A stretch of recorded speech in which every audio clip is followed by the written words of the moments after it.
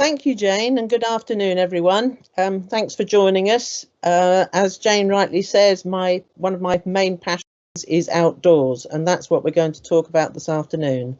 Next slide, please, Laura.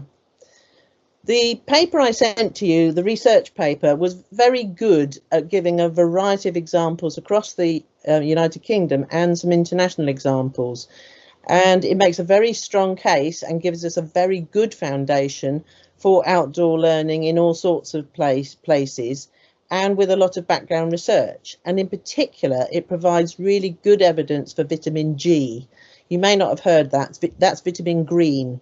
The benefits to physical, mental health and well-being, the cognitive benefits, the character attributes that also benefit, and the ecological connections.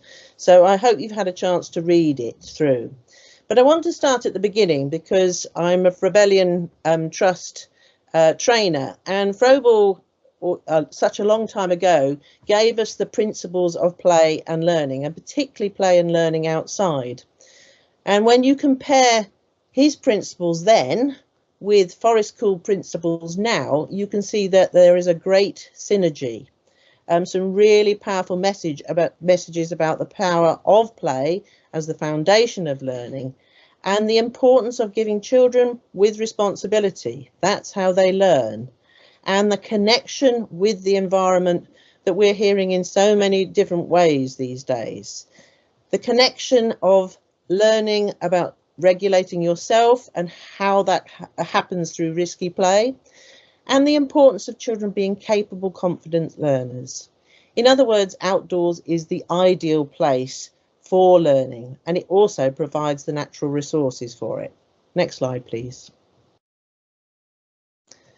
Now you'll be wondering why I've got a picture of a dandelion, but I want you to particularly look at the taproot, that big, strong root. This is why the dandelion is such a successful plant. It will grow anywhere because that taproot goes deep down. And children are a bit like dandelions, that they produce beautiful flowers and beautiful seed heads and they go on growing. But they also, like plants, need some nurturing. They need time, and time to develop at their own pace, not at predetermined measures that have come from government or your boss or whatever it might be. They need that time to develop, to explore, to investigate their own interests and to be motivated. They also need some control over what they do and how they do it. So they need some choices, and they need to be part of a community. They need to be loved. And we know that some of your children will only get love from you. So that's crucially important. And they need this feeling of being successful, the can-do feeling. Next slide, please. There are also a few other things that help, and outdoors is particularly good at providing them if we provide the time to be there. And that time is for exploring, for observing, simply standing and watching another child or a bird, whatever it might be, and making sense of things before you feel confident to experiment, to discover, and to make your own ideas and theories up for yourself.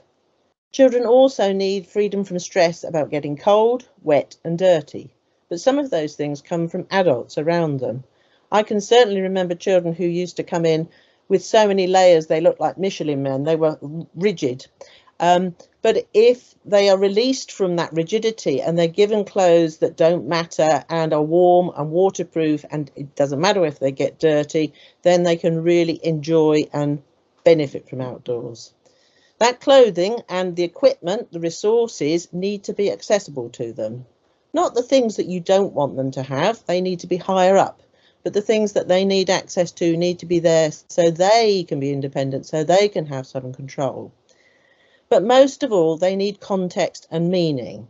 And that occurs through them being in nature, outdoors, having time in their community, and through the important interactions, the chance to repeat things and the consistency of the adults outside so that they learn the boundaries of what they can do and how they can do it.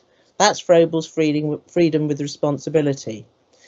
Most of all, they need adults who interact with them, who value their ideas and extend their play, and who enjoy being outside. Children have what I will call, if you'll excuse the phrase, a crapometer. They know the adults who don't like being outside. They will observe the ones who walk around with the mugs with the lids on, cuddling them as if it's the most precious thing on the planet, rather than engaging with them. They know the adults who are walking around shivering like this, but rarely are the children doing that because they're moving. Next slide, please. This slide has a series of points about sad things. This was the status before we had lockdown, that many children in the world were growing up in cities, and that was increasing. And the number of mental disorders were also increasing, so much so that in 2017, 1 in 8 children had at least one mental disorder between the ages of 5 to 19. That is a really harrowing statistic. But set that alongside 12% of children who'd never been to a natural environment, and then I think we are beginning to consider that we are providing for children in a very foreshortened way. And we seem to substitute that access to outdoors with watching the television or being online. We know that playtime in school has decreased over the last 25 years to less than an hour a week for some children compared to 1995. And we know overall that children's well-being has declined over the last decade. These are really important statistics, and this was before lockdown. Next slide, please. All these things impact on children's brains. Their brains are very, very sensitive, and the more toxic the stresses are, the more the brain cells are disrupted.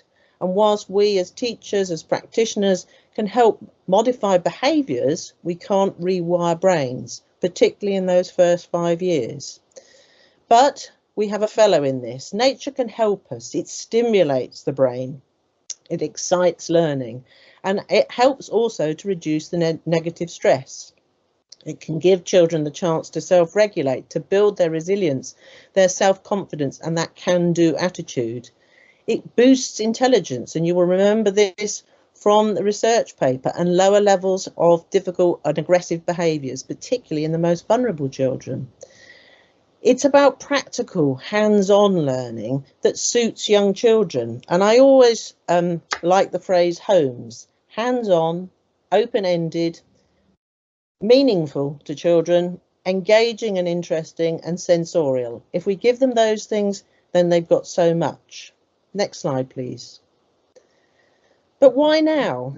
COVID-19 is ravaging our country, and I know you have particular problems where you are, but it actually does spread more easily indoors. The breeze outside disperses the virus more, and there's more space to social distance, and sunlight actually kills the virus more quickly on a variety of surfaces. So these are positives. We need to think about children and how we nurture them outside. Resilience, we know, is about bouncing back, the can-do factor. And if children are resilient, then they are more capable, braver, more adaptable, and able to reach out and learn from the world around them. They will fall over. It's not about never falling over. It's about being able to get up and do it again and learn for yourself. Next slide, please.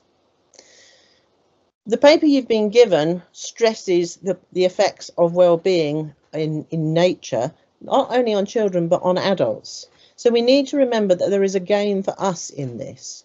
And we also need to really focus and stress to those who need to hear the message that it has a positive impact on cognition, on learning and engagement.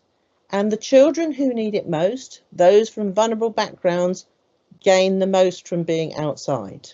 Next slide, please. There's lots of other evidence that sees the advantages in things like reading, maths and science, particularly through longer time outside.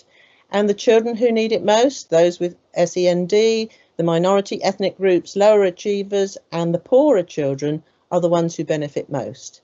And some children, and often the most vulnerable ones and adults, gain some social capital when they're outside and they have that ownership of being in nature. We also know that attendance improves, health improves, that's in adults as well as behaviour. And most excitingly, when we give children the opportunities to take risks and have adventure, learning can progress by up to 3 months. And that's down to that engagement in physical activity. Next slide, please. There's a very important factor in science behind all this. We know that sunlight helps our bodies produce vitamin D, and vitamin D isn't available in many of our foods. So if we don't go outside, even on days where we are going to vitamin D deficiency. And by keeping children inside, that's a real danger for them. There's a lot of evidence, particularly with older children, that the serotonin, which comes from vitamin D, the happy hormone, actually increases when children go outside, and that provides more positive emotions, and the negative, destructive, aggressive emotions decline. But our children are growing up in very stressful examples, busy urban areas, lots of traffic, lots of noise, lots of screen, as well as pressures in the classroom. So we need to help them have more of the happy hormone, serotonin, and decline the cortisol, the stress hormone. And being outside allows them to do that. Next slide, please. Just an important reflection that the whole of the curriculum can be taught outside. Just simply from being in nature outside, even on a piece of tarmac, can be beneficial. Next slide, please. So, what's the greatest obstacle? This child often comes out with me, and this is a time for you to reflect about if you are stopping children from going outside, or your team, or your boss. This, in my experience, is a real factor. We need to provide children with a natural curriculum. It needs to be a smarter curriculum that allows them to connect and build relationships. It needs to be healthier so that they can be safer and stronger, and they can do that by developing the skills of risk-benefit assessment. Not just risk assessment, but the benefits. They need to understand that as much as we do. It also helps them to understand a more sustainable natural world and a fairer world. So these can be gained from the natural curriculum as well as providing a recovery curriculum. Next slide, please. A few questions here. This is about you reflecting on your true beliefs. What do you see is important outdoors? How do you see adults behaving, and how do you want them to act? What do we actually do in practice? What do we provide? How do we teach? How do the children learn outside? Is that our greatest worry? And which experiences have more impact outside? Is it the ones that children never get anywhere else? And what about indoor learning? Is it enhanced by outdoors? How do they flow between one another? And often, and this is often a problem I come across, our policies, our procedures, do they support our outdoor pedagogy? Next slide, please. So we need to think about change, and I know that's a common word in education, but leaders do need to be outdoor role models. This is something I'm researching in my second book. Staff need more high quality training about outdoors that happens outside as well as in front of a screen. And all your new staff appointments, if you're serious about this, need to include the criteria of being able to work outdoors year round. If they don't want to do it, then they won't do it, and therefore you need to think about this before you appoint new staff. We also need to think about staff rotas being accommodating to children's free flow interests, that staff can follow children inside and outside, but also flexible enough to accommodate staff who are cold or need to go to the toilet, something like that. So these are things that we need to build into our everyday practice. We need to have access easily to outdoors and prioritise layout so that the children can get there easily. But don't worry if you've just got a small square of tarmac. It's different to indoors, and you can embroider things. Outdoors is a tapestry, a natural opportunity for us to build things even in tarmac. And just be aware that the first few sessions when you go outside, you're going to spend a lot of time washing hands, putting coats and things on and off. These things will get better as children get better at them. They're life skills. Next slide, please. So just quickly looking through at the benefits. Increasing self-esteem and independence, new concepts, lots of meaningful vocabulary and language that's embedded in. The readiness, the motivation, and that view of the unique child. Next slide, please. And It's an opportunity to enhance questioning, improve problem solving and really critical and creative thinking skills. And most of all, it underpins the whole of the characteristics of effective learning and the EYFS. Next slide, please.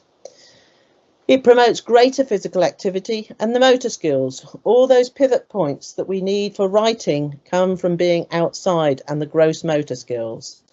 We know that gardening improves scientific learning and healthy eating, so growing things matter. But most of all, we need to give children the rich opportunities of nature if we possibly can. Next slide, please.